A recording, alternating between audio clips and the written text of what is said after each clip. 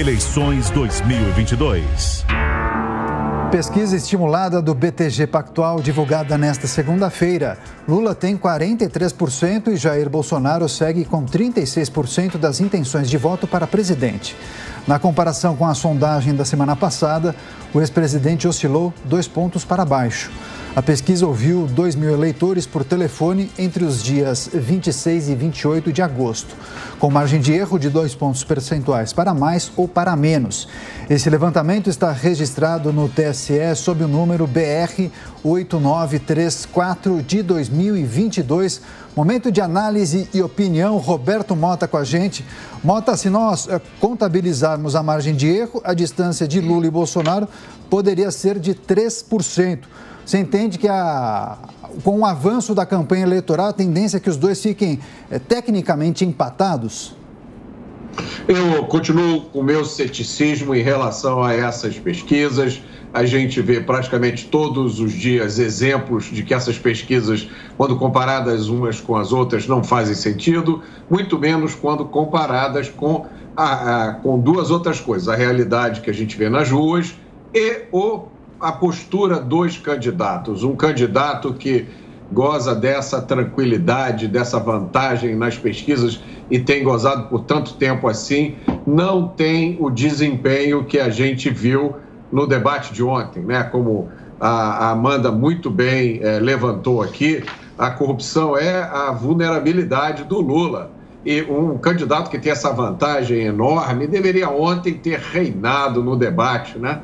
Com toda a segurança, com toda a tranquilidade do mundo. Não é isso, não foi isso que a gente viu.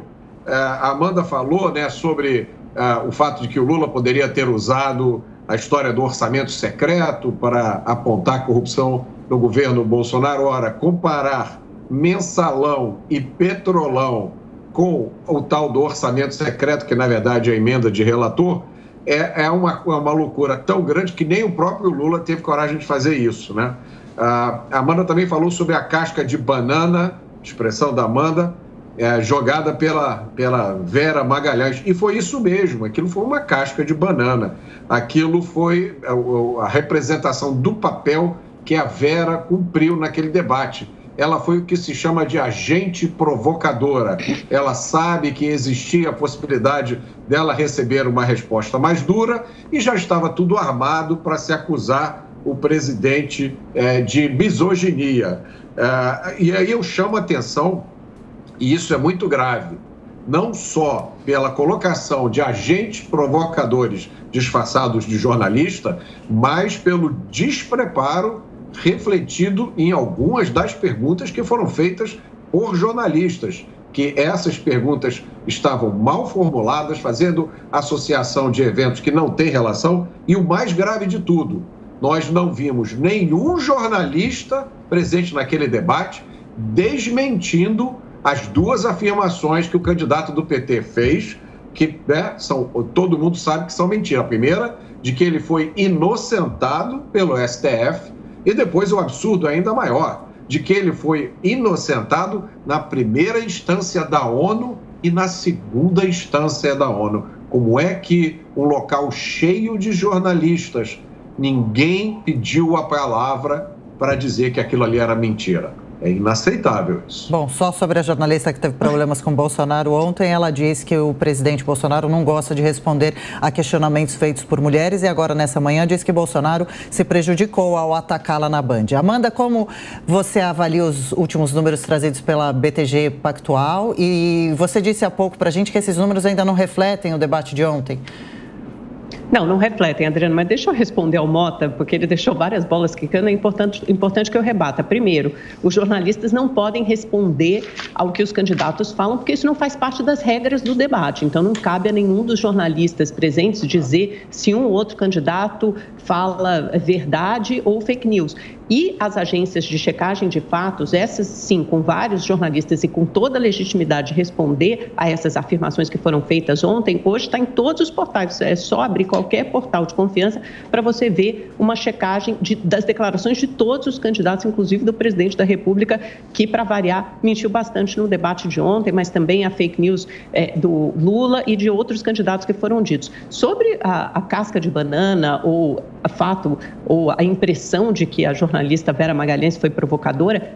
O papel do jornalista é ser provocador, o papel do jornalista é incomodar. Agora, a pergunta dela foi absolutamente legítima. Ela diz que houve uma queda, o que é fato, uma queda na cobertura vacinal sobre outras doenças e relaciona isso com uma campanha de desinformação protagonizada pelo ex-presidente da República, pelo presidente da República, Jair Bolsonaro, sobre a vacina da Covid. Então, quer dizer, essas duas coisas estão intimamente relacionadas. Se o presidente Bolsonaro não quiser ser cobrado pelas suas declarações, então ele deveria pensar duas vezes antes de fazê-la. Agora, o que eu quis dizer é que ele fez um gol contra, porque ele estava indo bem até aquele ponto no debate, sendo muito enfático sobre a vulnerabilidade do Lula, que é justamente a corrupção, e aí ele mesmo fez um gol contra, quer dizer, ele escorrega e ele, a partir de uma pergunta, revela toda a sua misoginia, todo o seu preconceito, sua discriminação em relação a mulheres, parte para um confronto, para um ataque pessoal, a partir de uma pergunta absolutamente legítima. Todas as perguntas lá foram bem feitas, legítimas,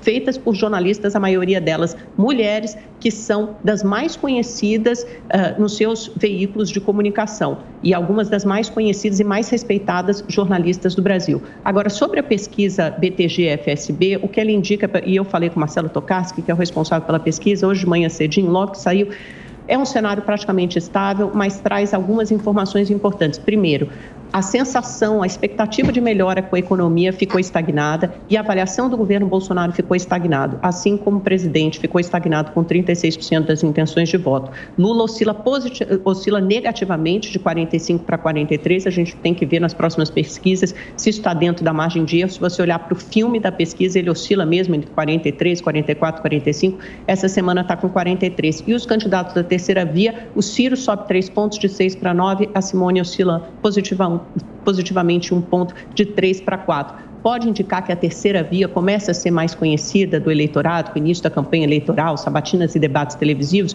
A gente vai ter que ver nas próximas pesquisas.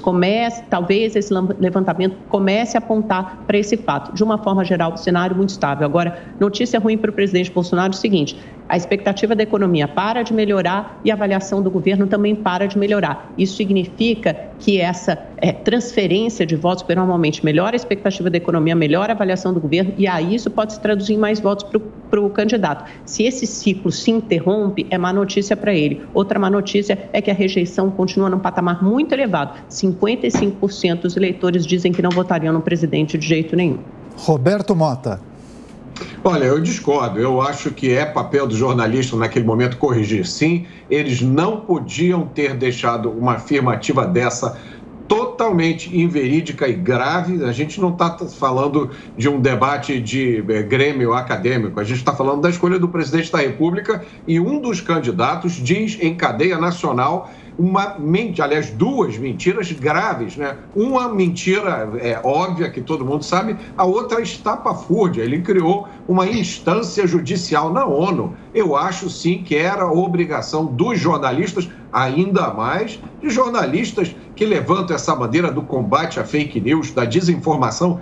Que vergonha receberem uma desinformação dessa e ficaram caladinhos. E olha só, eu vou apontar outra coisa também. Não foram só os jornalistas, nenhum dos outros candidatos se referiu a isso. Nem a turminha da terceira via, que nem é Lula, nem Bolsonaro. Ora, estaria ali a oportunidade perfeita para desmascarar o candidato do PT. Dizer, o senhor acabou de dizer 2 mentiras sem pé nem cabeça. Ficaram todos caladinhos. Quanto à relação da pergunta da Vera, é óbvio que rebater uma pergunta mal feita... Aliás, eu quero, antes disso, lembrar um ponto. A pergunta que a Vera fez não foi para o presidente. Ela fez para o Ciro, se referindo ao presidente. Se fosse uma pergunta honesta, ela perguntaria ao presidente e daria ao presidente a chance de responder. Não, ela fez ao Ciro, porque sabendo com isso que irritaria ainda mais o presidente.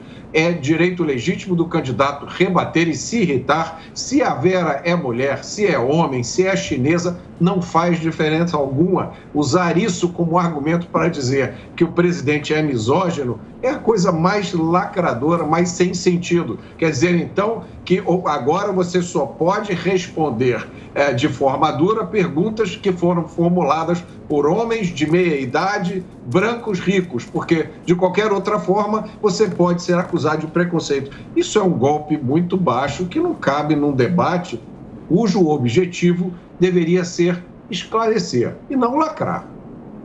Mota, mas a pergunta era dirigida a Ciro com o comentário de Jair Bolsonaro. É assim que é feito o modelo das perguntas. Os jornalistas não podem intervir no meio do debate. O debate tem regras muito rígidas que são assinadas com concordância de todas as campanhas. O jornalista não pode interromper ou rebater a fala de um candidato. Os adversários estão lá para rebater declarações que eventualmente eles acham que não sejam verossímeis ou que não sejam legítimas. A pergunta da Vera era dirigida ao Ciro com comentário de Bolsonaro, e quando Bolsonaro foi comentar, ele atacou a jornalista. Isso faz parte de um método de desqualificar o interlocutor, desqualificar as pesquisas, desqualificar o que o interlocutor coloca, e é aí que ele escorrega na casca de banana, no sentido de que ele faz um gol contra. Quer dizer, o debate a partir daí, o eixo que estava em torno da corrupção se desloca para a misoginia. Ele que começou marcando gol, de repente faz um gol contra, e todos os outros candidatos adversários se voltam contra ele. E nesse momento, as adversárias como Soraya Tronic e Simone Tebet se levantam, porque elas se solidarizam com a Vera, depois os outros candidatos se solidarizam, a Simone joga mais uma pergunta sobre mulheres para o Bolsonaro, e o próprio Bolsonaro faz uma pergunta sobre mulheres para o Ciro e atacado. Então você percebe que eleitoralmente a estratégia foi completamente equivocada. Sobre a ONU, só para encerrar, o Comitê de Direitos Humanos da ONU concluiu no começo desse ano que o ex-presidente Lula teve violados os direitos políticos porque não teve a garantia de um julgamento imparcial, foi julgado por um juiz suspeito, e isso é baseado na anulação das condenações dele pelo Supremo Tribunal Federal. Provavelmente foi a isso que Lula se referiu quando mencionou a ONU no debate. Amanda, eu li esse relatório. Daqui a pouco, Mota, rapidamente. Eu li esse relatório foi feito por um grupo de especialistas independentes da ONU, não foi pelo Comitê de Direitos Humanos da ONU. Quem assinou esse relatório foi um advogado da Guiana Francesa, sem nenhum conhecimento do Brasil. Esse relatório não inocenta o ex-presidente Lula. Eu li esse relatório, então inclusive tem um Twitter que eu botei hoje explicando isso. Nada nesse relatório inocenta o ex-presidente Lula.